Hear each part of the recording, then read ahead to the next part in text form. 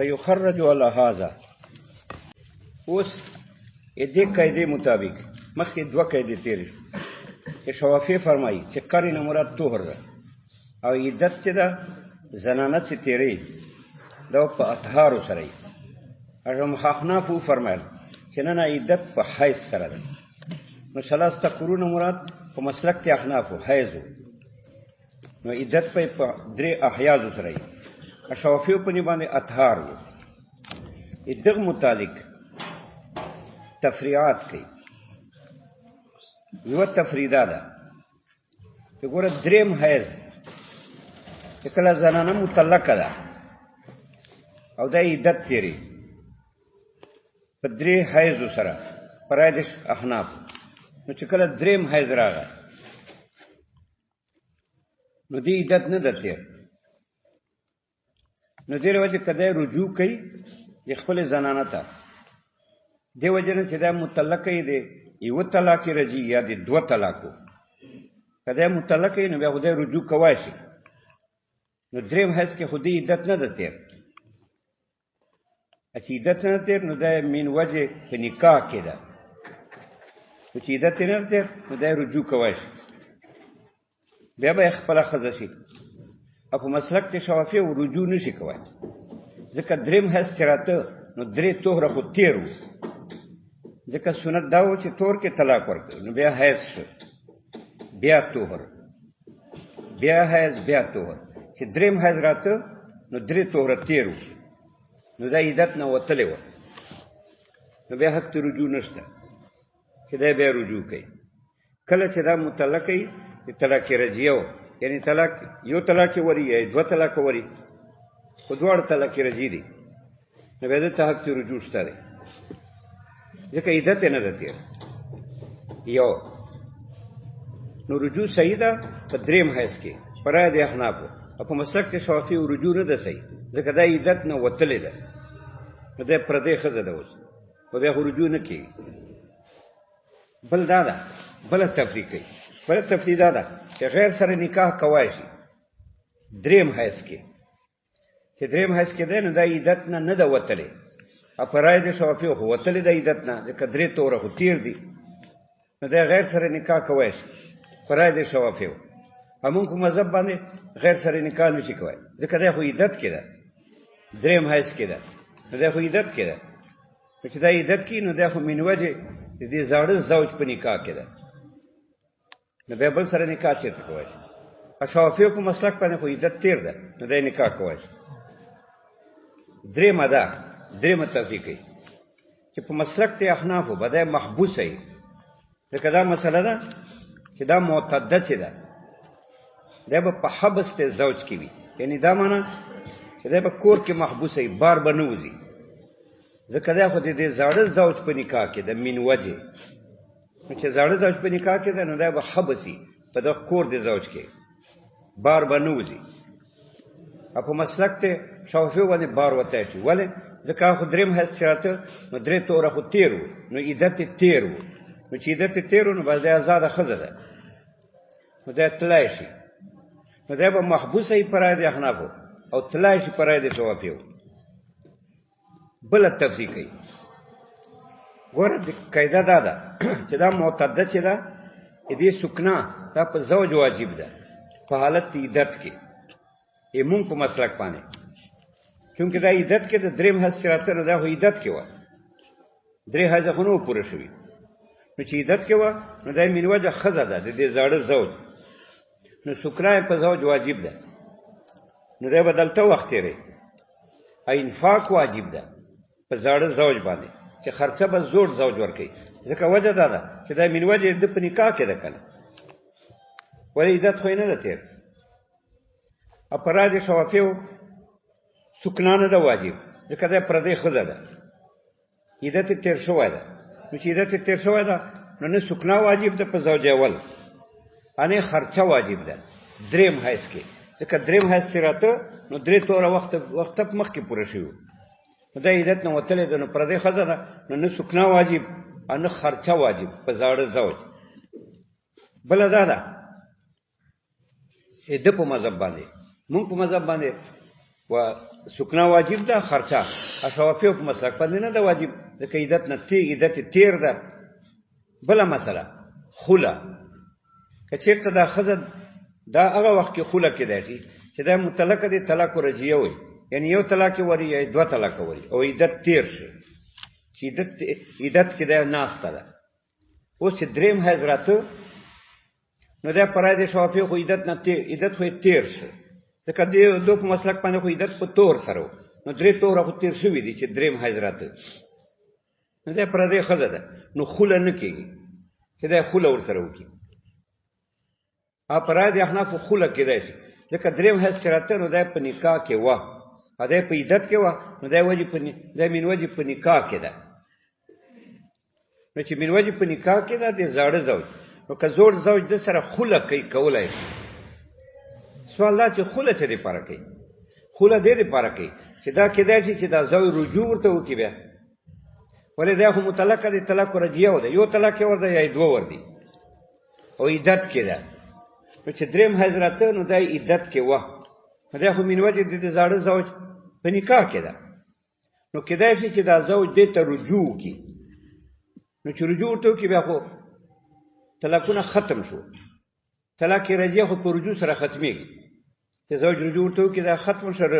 دې طلاقونه ختم شو نو خطر ده چې دا رجوع ورته وکړي نو خزه زړه دا غواړي چې زه د نظر لاړه چې رجوع ورته وکړي نو خزه دا تقاضا کوي چې ما سره خله وکړه په مال خله فسخ ده یا طلاق کلا مالنده موږ په مسلک باندې خله فسخ ده دا نکاح فسخ شه زوال ده سلب محض ده په مسلک ته شوافی خله طلاق کلا مالنده نو بهرحال خله کولای شي ایمون په مذهب ادب په مذهب نه کېږي ځکه د په مذهب باندې درې حیثیت نو درې تور هم مخ کې نه پوراو نو عیدت نه دا وتلې ده چې عیدت نه تیر شو خو پر دې خزه ده بیا خله چیرته کېږي همون په مسلک باندې خله کېده ځکه دا عیدت کې ده نو من وجه خزه ده نو چې خزه ده نو دا زوج سره خله کوي شي چې دا پیسې ورکړي او زوج خله ور سره وکړي ځکه خطر ده چې زوج رجوع ورته وکړي کنه به خو به بیا خزه یې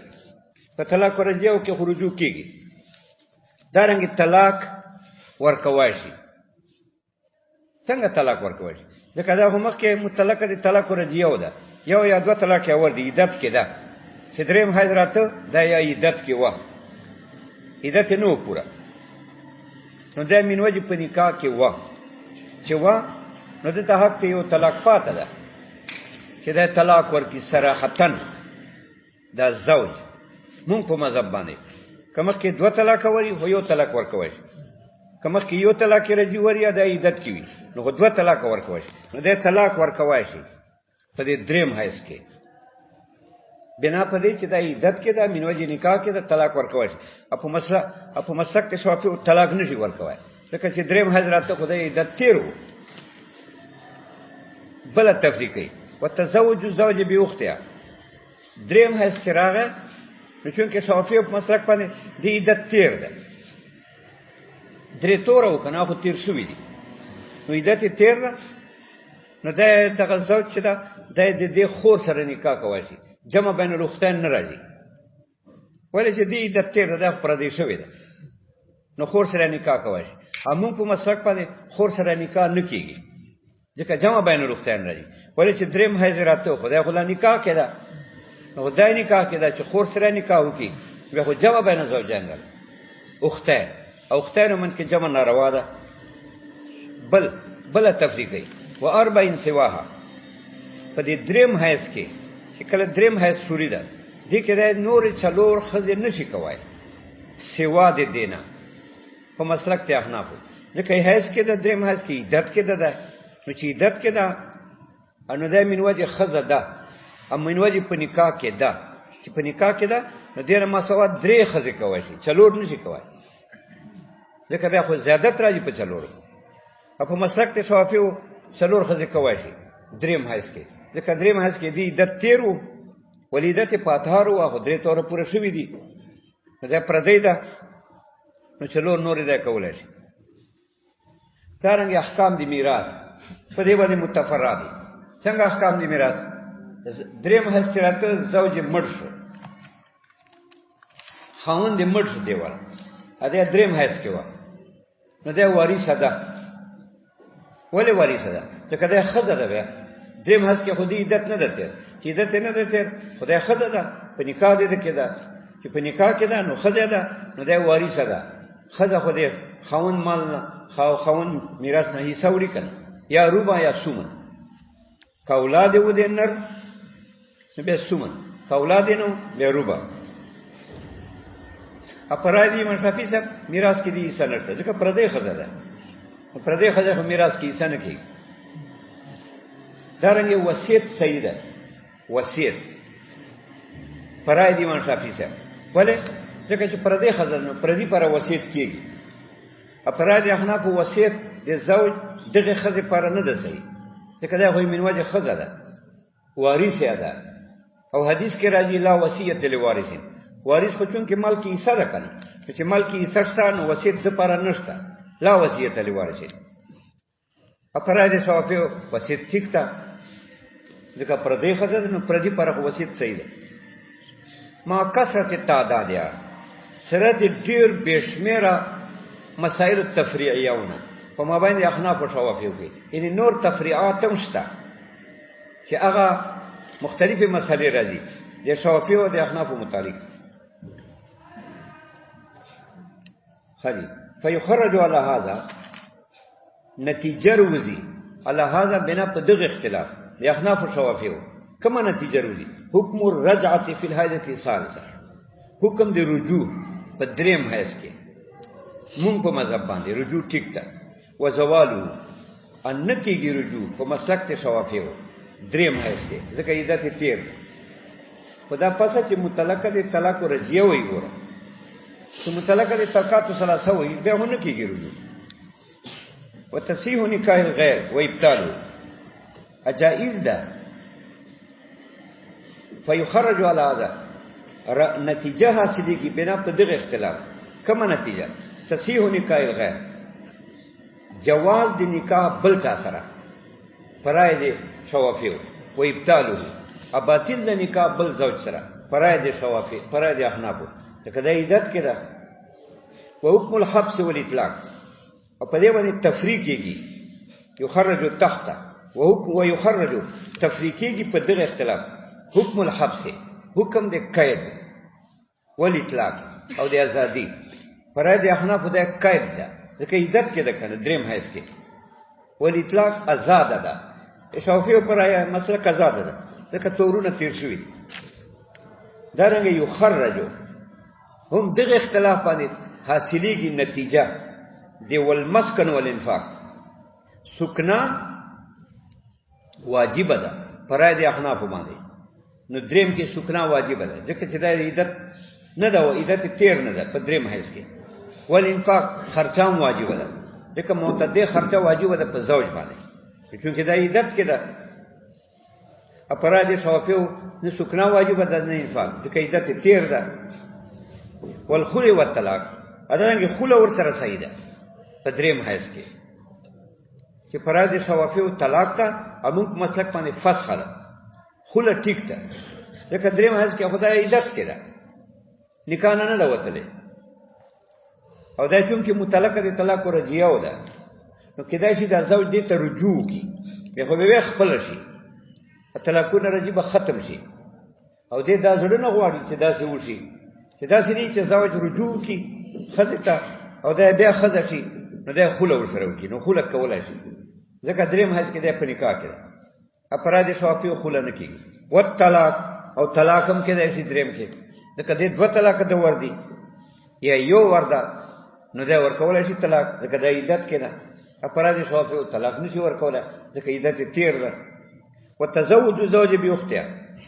نکاح د خاوند سیده خور دې سره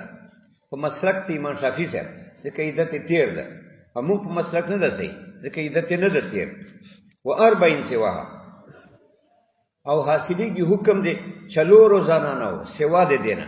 پرای دې شوافیو چلور زنانه نور سره ځای نکاح کوي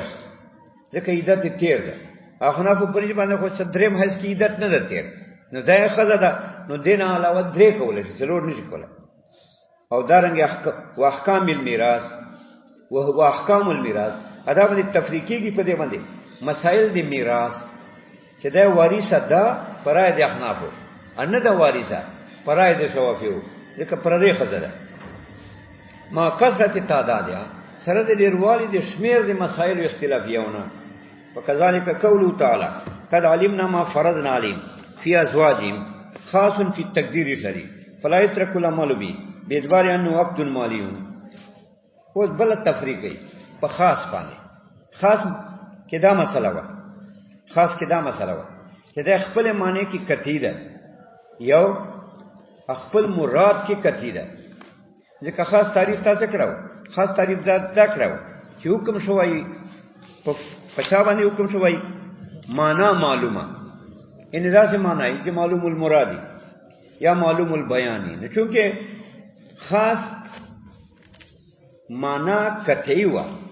لوجه د دینه چې معنا د خاص هغه معلوم المراد و مراد معلوم چې کوم معنا مراد ده یقیني و واضح و او دارنګه بیان واضح و یو نو د دې معنا قطعی و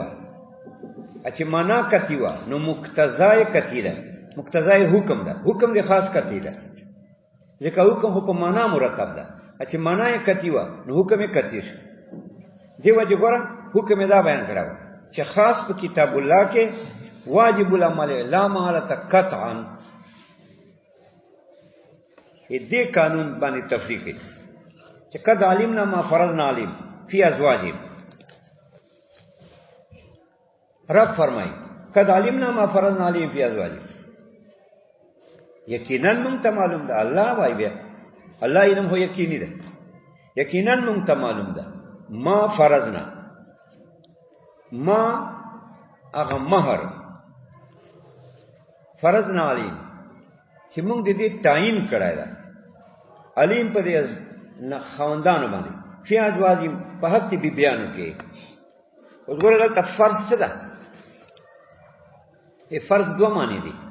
یو فرض معنی ده تعیین یو فرض معنی ده وجوب موږ د فرض معنی تعیین کو یو شای چې متعین کې متعین معنی یعنی معلومی په علم کې تعیین یو کې په علم کې چې دا شای رجل لک مرأه ده دا شای مسجد ده ک کوټه ده دا شای لارې ده کنه لارې نه ده بس ته کنه ده دې ته تعیین وای نو فرض معنی موږ تعیین کو چې فرض په معنی تعیین سره ده دلیل څه وای دلیل دا وای چې فرض تعیین معنی ځکه کو چې دې کې دا کثیر الاستعمال ده کثرت استعمال دلیل دی حقیقت تا بل دا فرض په تعیین کې چې استعمال یا چې شای متعین کې چې دا شخص تا زید دا امر دا نه دا یا نفی متعین کې یا اثبات دې کې دا حقیقت عرفي ده حقیقت چاته وایي چې لفظ مستعمل په معنا موضوع وکي خو به لفظ چې مستعمل په معنا موضوع وکي وي دا کله لغت کې وي کله عرف کې وي یعنی یو معنا عرف متعین کړی وي یو دا چې لغت متعین کې چې لغت متعین کې اته وایي حقیقت لغوي یو دا چې عرف متعین کې دې ته وایي حقیقت عرفي لکه صلات صلات په لغت کې دعا ته وایي عرف یې شرع هغه د ارکان مخصوصه ته وایي چې کوم تاسو مونږ کوو لہذا فرض په معنی تعیین سره ده او دې کې دا کثیر الاستعمال ده یوا او په دې کې دا حقیقت عرفي ده څنګه حقیقت عرفي ده یعنی عرف شرع ده په تعیین کې استعمالي فنصف ما فرضتم قران کې راځي نصف ما فرضتم ای نصف ما عینتم چې کوم تاسو مہر مقرر کړی دا غي نصف به واجب ده چې زنانه ته طلاق ورکړي وسړای قبل الدخول یعنی چې مہر واجب ده کړ نو ګوره فرضتم په معنی تعیین سره دا قران کې نصف ما فرضتم په معنی تعیین سره راغلی لہذا فرض دلته په معنی تعیین سره نو دا فرض په معنا دی تعیین کې خاص ده یو ټکی بل لفظ فرض نه دا نسبت فرض نه ترغله ده دا نسبتم خاص ده نه الله وای مونږ دا فرض کړی دا نسبت خاص ده انا په متکلم کې استعمال ده دا خاص ده ټول خاص او خاص معنی ده چې معنی یقیني ده حکم یقیني ده لہذا دا معنی شو احناف وای چې کله علمنا الله وای مونږ ته معلومه ده خبره ما هغه مہر هغه مال فرض نه علم چې مونږ متعین کړی ده مونږ متعین کړی ده مونږ یې تعین کړی ده بل څه نه کړی چې بهامي پکې بل څه یې نه تعین کړی چې بهامي پکې مونږ یې تعین کړی ده لہذا چې مونږ تعین وکړو معلوم ده علیم په ازواج باندې په خاوندان باندې فی ازواج پاک دي بیان کوي اوس چې الله فرمایي چې مونږ یې تعین کړی ده اوس څنګه مونږ تعین کړی ده اطمینان حاصل شي چې الله وايي ما متعین کړی ده نبی پاک مبارک د دې بیان فرمایله چې ګور اکثر مہر چې ده هغه په تعین نشته هغه چې څومره زوجین رایي اکثر خو عقل بل سو درایمونه کم نه حدیث دې تعین وکړ نو دا الله تعین وکړ ځکه حدیث مبارک ته وضاحت وکړ مجمل بیان وکړ چې ما فرض نه مجمل ده بیان وکړ متکلم مجمل چې ویلا چې لا مہر اقل من 10 دراهم مہر بل سو درایمونه کم نه لہذا مہر لز درایمونه به نه کم زیات چې هر څومره دا مون احناف فرمایل بنا په تقاضی خاص ځکه فرض خاص نسبت خاص متکلم خاص معنی یقینی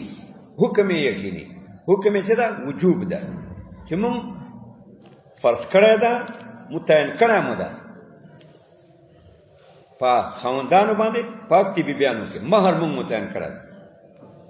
او آلز دراهم ده هغه نه بدا کم نه لہذا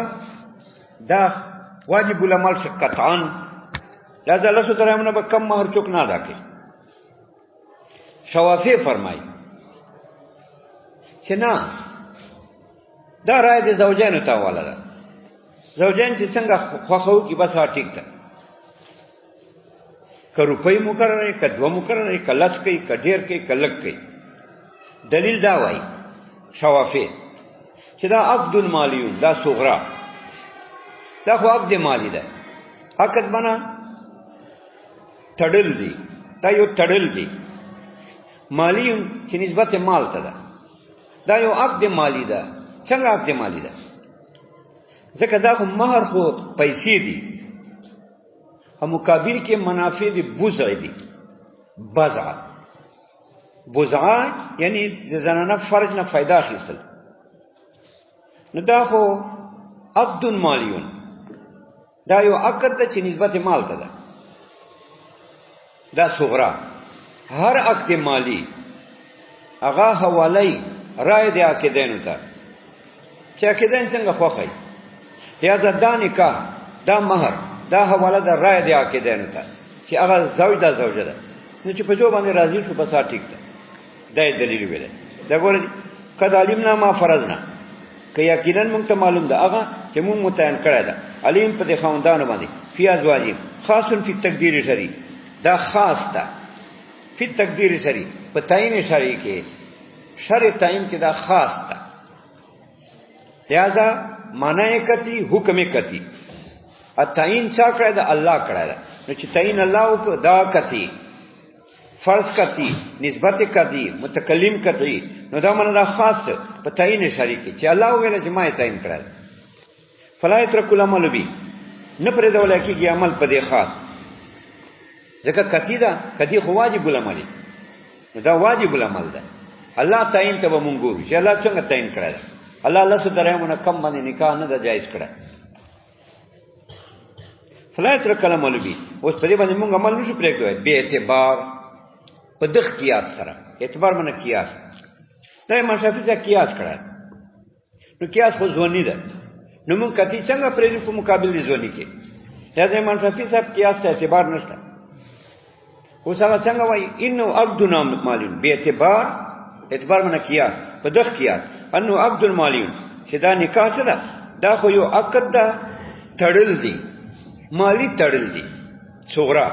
ادا کبرا فیعتبر بالعقود المالیه هر عقد مالی هر تړل چې مال ته نسبتي ام یعتبر قیاس کیږي بالعقود المالیه په نور ترکیبات مالیه باندې نور عقود مالی چې کم تړلی په مال سره هغه باندې قیاس کیږي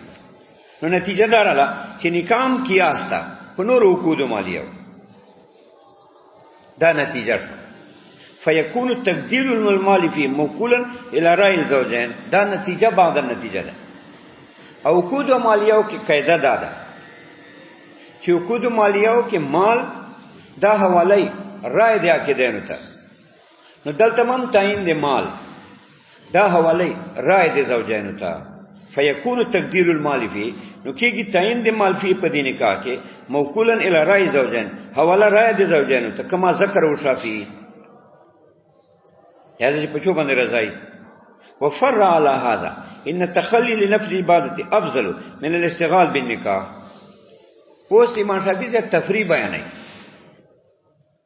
مونږ چې وایو مونږ وایو نه دا قیاس معتبر ده ان دا تفریعات معتبر دي ځکه تفریح بعد القیاس ده او دا قیاس مونږ نه معتبرو ځکه مقابل کې خاص ده چې کتیل حکم ده کتی علم ده مونږ ته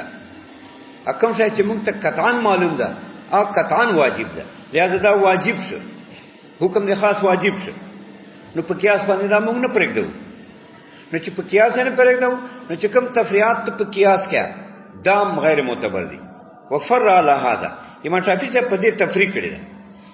په کومه خبره چې دا یو مالی تړون ده ها مالی تړون ده مالی تړون خو مباحي هر مباح ادنا ده عبادت نه لہذا دا ادنا ده عبادت نه لہذا کته امام شافعی سے فرمایل چې تخلی چې ځان خالی کې ان نکاحونه نه کوي عبادت نفلی کیا دا ډیر اوله خبره ده ځکه دا خو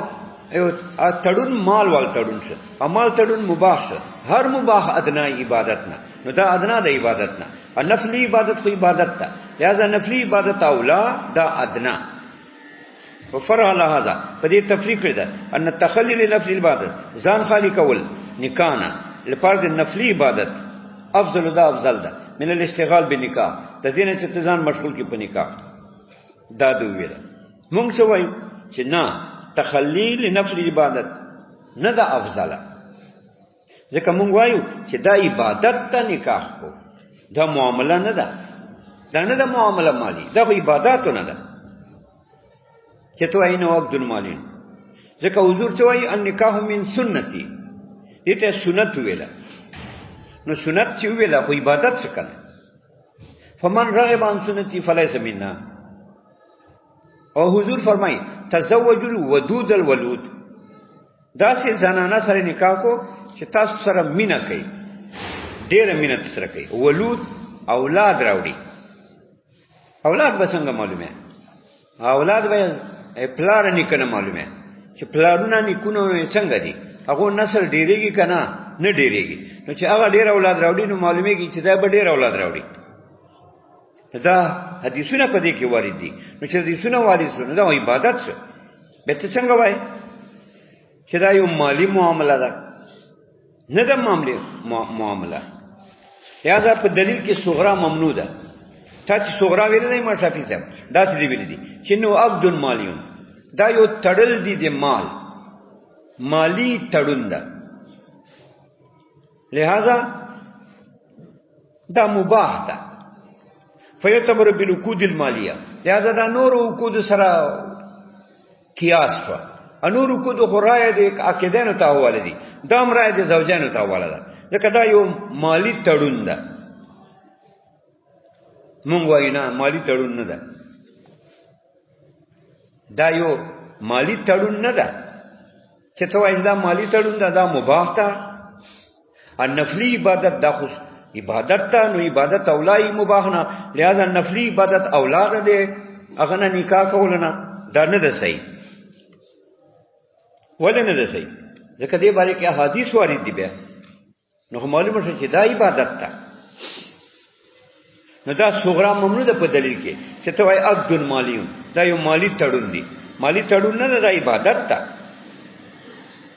وفرع على هذا په دې باندې ما شافعي ته تفریق کړی ده چې تخلل نفل عبادت ځان خالی کول غنا نکاح نه لپاره د نفلی عبادت افضل من الاستغلال بنکاح دا افضل د استغلال بنکاح یو تفریق واباح ابطاله بالطلاق اچونکه دا مباح ده او نکیز دی مباح مباحی نکاح مباح ده نو د دې ابطال دا مباح ده اذا کته باطلان نکاح هیڅ خبره نه ده مباح عمل ده واباح ابطاله بالطلاق اده مباح ګرځول ده ابطال دې نکاح په طلاق سره ځکه طلاق نکیز النکاح النکاح مباح نو ابطال دې نکیز دې مباح کیف ما شاء زوج څنګه چې زوج خوخی من جمع و تفریق کده جمعان طلاقونه ور کوي یعنی جمعان دا معنا چې په یو تور کې درې طلاق ور کوي حالانکه احناف پری باندې دا بدعت ده و تفریق اکه په درې تورو کې درې طلاق ور کوي دا هم مباح عمل ده نو مباح خو وسعت ده که په یو تور کې درې ور کوي هم ټیک که په درې تورو کې درې طلاق ور کوي هم ټیک اکه درې وړه جمله واحده تر ور کوي په درې وسیغو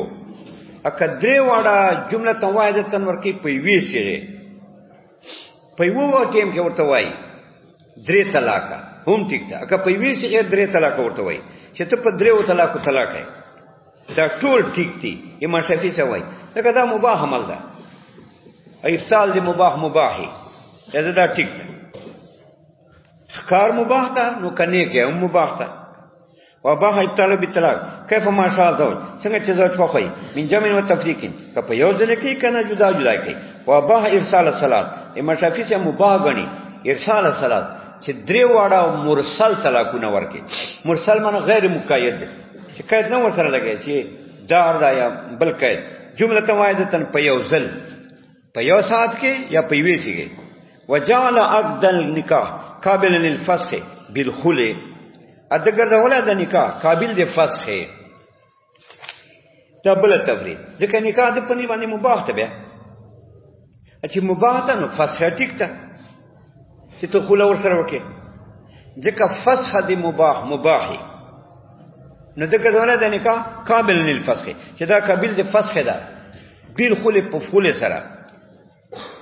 فسخ د پنی باندې زوال محض ده طلاق نه ده دا په خوري سره فسخ کوي شي هیڅ خبره نه ده لکه بیا مباح ده کنه چې ته بیا شراکه مباح ده نو چې بیا مباح ده نو فسخ مباح ده کنه کته بیا په فسخ کې اکاله یو کې اکاله معنا فسخ نو هم ټیک ده ځکه فسخ د مباحي نو د قابل ګرځول د نکاح قابل د فسخ په خله سره چې زوج سره خلو وكذلك قوله تعالى حتى تنكح زوجا غيره بس